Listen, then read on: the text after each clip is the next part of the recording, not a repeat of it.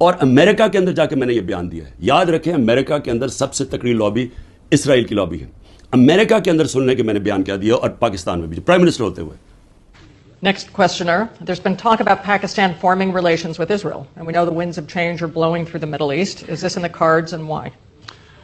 I'm afraid I don't know where this has come from. It's not. Pakistan has a very straightforward position, and it was a founder of Pakistan, Quaid-e-Azam, Muhammad Ali Jinnah, who was very clear that, there has to be a just settlement, a homeland for Palestinians, before Pakistan can recognize Israel. جو بھی کوئی ملک کرے, ہمارا تو موقف بڑا clear ہے, اور ہمارا موقف قائد اعظم محمد علی جناح نے 1947 میں کلیئر کر دیا تھا, 1948 میں, کہ ہم اسرائیل کو کبھی تسلیم نہیں کر سکتے جب تک فلسطینوں کو ان کا حق نہیں ملتا, ان کو ایک جسٹ سیٹلمنٹ نہیں ہوتی. جو ٹو نیشن تھیوری تھی پیلسٹینین کی, کہ ان کو پورا ایک ان کی اسٹیٹ ملے جو کہ پیلسٹینین فیصلہ کریں, ٹھیک ہے.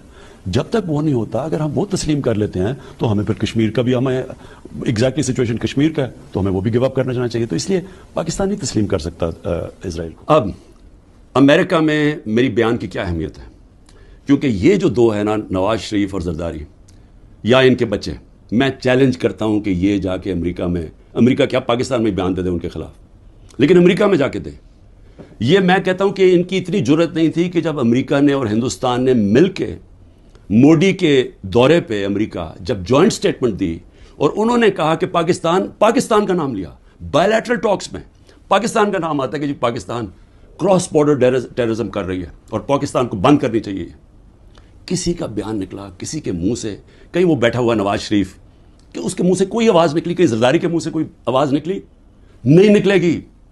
جب 400 ڈرون اٹیک ہو رہے تھے پاکستان میں, جو دنیا میں کوئی مثال ہی نہیں ہے کہ آپ جس کے لیے جنگ لڑ رہے ہیں وہ آپ کے ملک میں ڈرون اٹیک کر رہے ہیں, ان کے منہ سے ایک لفظ نہیں نکلا.